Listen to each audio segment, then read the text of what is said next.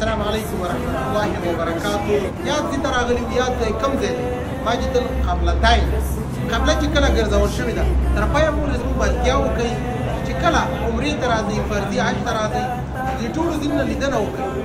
دا ولې حضرت محمد صلی الله علیه وسلم امتیان یو، د هر څه نه باید ځان خبر کړو، تاسو ته سپورټ درکوي او مسلمانانو ته نور انرژي هم ورکوي. محمد د جمال ته جلالي، محمد د محبوب د ذل جلال.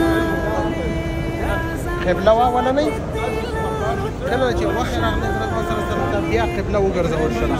زموږ اوس هغه قبله ده، هغه مکې ته مخامخ. الحمدلله د دې د کمې خبرې چې د حدیث او قرآن کې راغلي دي زموږ د بدن اخته ورسره هم درېږي. الحمدلله ثم الحمدلله چې حضرت محمد صلی الله علیه وسلم امتیان یو مسلمانان یو. جزاک الله.